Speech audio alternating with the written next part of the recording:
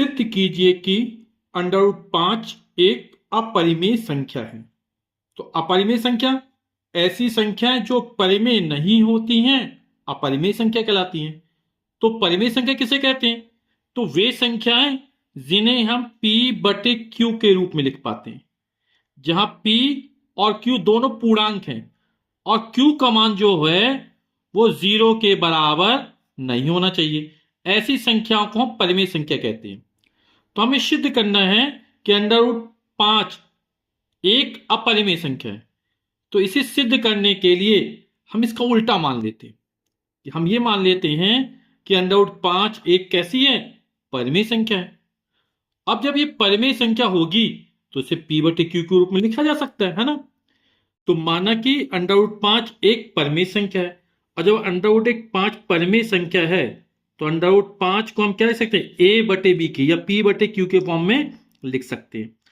अब यहां a और b है वो सहअभाज्य संख्या है। कैसी संख्या है? सहअभाज्य संख्या है और जिसमें b का मान क्या है? 0 के बराबर नहीं है, यानी a और b में कोई उभयनिष्ठ पद नहीं है, तभी ये सहअभाज्य संख्या है। अब क्या करते हैं? यहां पर दोनों पक्षों का वर्ग कर देते हैं। जब दोनों पक्षों का वर्ग करेंगे तो √5 इसका वर्ग करेंगे कितना हो जाएगा? 5। इसका वर्ग करेंगे तो a का वर्ग हो जाएगा a² और b का वर्ग हो जाएगा b²। अब क्या करेंगे? क्रॉस मल्टीप्लाई कर देंगे तो हो जाएगा 5b² बराबर a²। और इसको हम मान लेंगे समीकरण नंबर फर्स्ट। अब यहां पे हम देख रहे हैं कि b² में 5 का गुणा हो रहा है ना, यानी कि जो a² है वो 5 से विभाजित होगा। ठीक है, क्योंकि a² 5 से विभाजित है ना। हमने देखा b² 5 का गुणा हो रहा है, तो जब a² 5 से विभाजित है तो जो 5 है वो a को क्या करेगा? विभाजित करेगा, है ना। तो लिख देते इसको भी। हम फिर से मान लेते हैं, क्योंकि 5 क्या कर a को विभाजित कर रहा है तो हम मान लेते हैं कि a बराबर कितना, कोई अन्य संख्या गुणज की 5c मान लेते हैं, क्योंकि a का एक 5 गुणांक होगा। तो a बराबर कितना मान लिया? 5c, जहां c क्या कोई पूर्णांक है। तो a का ये मान है वो समीकरण फर्स्ट में रखने पर तो हो जाएगा 5b² बराबर a का मान कितना? 5c। तो 5c का होल ऑफ स्क्वायर हो जाएगा। ठीक है, a का मान कहां रख दिया? समीकरण फर्स्ट में। इसको लिख देते हैं तो हो जाएगा 5b² बराबर 5 का वर्ग 25 और c का वर्ग c²। 5 एकम 5 पचम 25 तो हो जाएगा b² बराबर 5c²।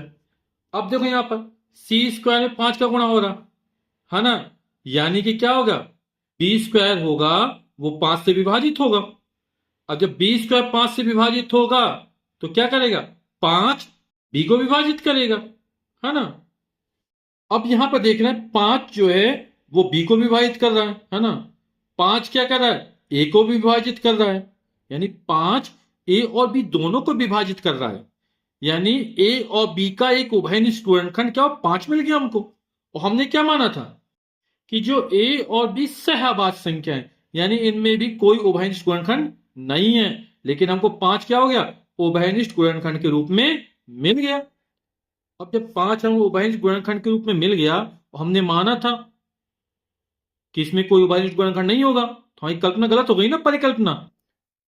और जब परिकल्पना गलत हो गई तो ये परिमेय संख्या नहीं रहेगी। तो परिमेय संख्या नहीं रहेगी तो क्या हो जाएगा? √5 एक अपरिमेय संख्या हो जाएगी। तो इसको लिख देते हैं। अतः 5 a और b दोनों का उभयनिष्ठ गुणनखंड है। तो 5 क्या कर रहा है?